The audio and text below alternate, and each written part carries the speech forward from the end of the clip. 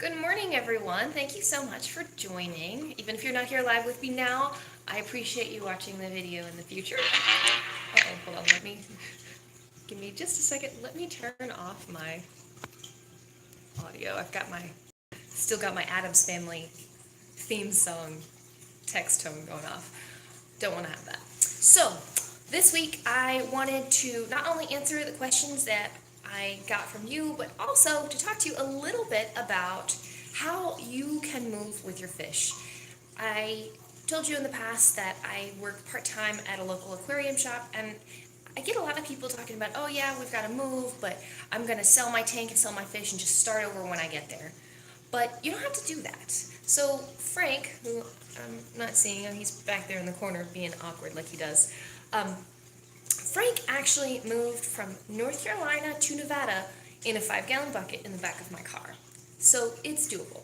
If you know anything about cowfish, a lot of people talk about how they can release a toxin and just like wipe out your tank. So there was a little bit of fear when it comes to moving a cowfish in a bucket, but Frank did fine. All my fish did fine.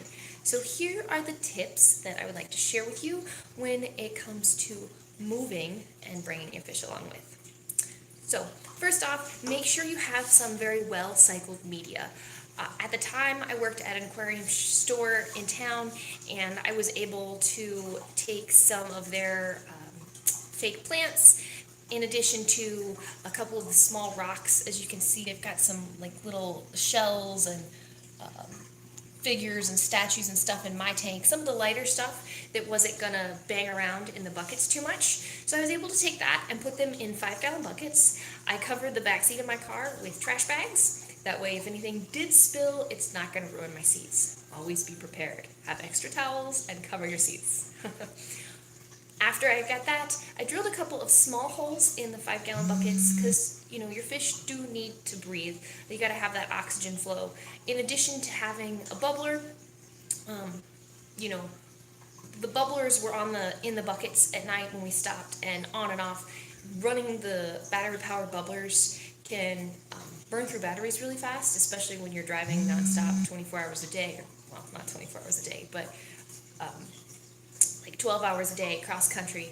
So we let the buckets do a little bit, like we ran the bubblers for like an hour and then off for 30 minutes so that it didn't burn it out.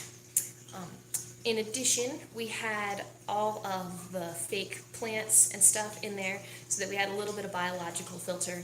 Some of the people on the Instagram live a few minutes ago said that they had insulated coolers that they had cycling for 30 days, that they just use a lot of biological. They took out the media from their tank and used that. So those are always options. Ooh, get my finger out of the shot. Let's see, what else did I do? Took it easy. Every night when we stopped at the hotel, all of the buckets with the fish came in. Don't ever leave them in your car. Get too hot, too cold. Also, I didn't feed my fish during the 4 days that it took. Fish can go without eating in the wild.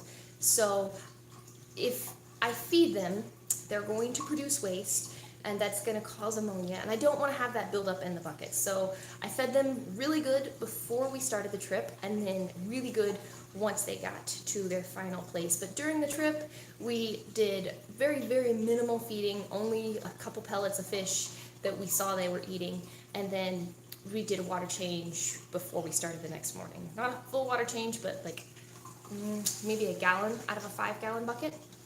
So we're still getting new good water in there for them. I'm trying to think. I think that's it. Just drive cautiously, and you can move with your fish. You don't have to leave your fish babies behind. I can't imagine having left Frank. He's been with me for 4 years now, and part of like 2 years ago, that was included a cross-country move in the back of my little car. So if I can do it, you can do it. I did it with fish and a mini pig in the back. So if you can do it with just fish, you got this. Something else I wanted to talk about today. Henry wrote in on the comments for one of the other videos, thank you so much, Henry, about sinking pellets. The smaller pellets, 5 millimeters, 1 to 5 millimeter, I believe, is the correct size range. How do I get them to sink? So they do sink, but there's a couple different ways to help them. Because they're so small, they have a little bit of an issue breaking the surface tension of the water, so we got to help them out. You can spike them into the water. I know that sounds a little bit weird. So you spike them into the water. You could do like I do. I take like a little shot glass sized container, fill it with tank water, and then add those pellets, kind of swirl it around, and then kind of splash it into the tank. That'll get those down into the water column too. Something else you can do that some of the people on the Instagram live stream mentioned, you can get the little feeders that you hook on the tops of the tank, and like a little circular part of it goes just under the water, so the pellets will hang out in that little container, and then when the fish are ready, they can go up and get them out, or they'll just sink down into the water naturally. So those are my tips when it comes to sinking pellets. Yeah, some of them may be a little bit difficult, but get your hands wet, splash it in, stir them around. If you don't, I recommend one of those feeding containers. So I want to thank you guys all for watching, and if you have any questions, please feel free to leave a message in the comments or send a direct message on Facebook or Instagram. We are always here for you, and we want to help you out and answer your questions, and hope you have the best experience with New Life that you can. We love it. You know, we're going to be a little bit biased because, you know, we work for New Life, but it really is the best food out there on the market. So, if you got any questions, hit us up, let us know. We're happy to answer them, and we hope you guys have a wonderful, wonderful week. See you next week.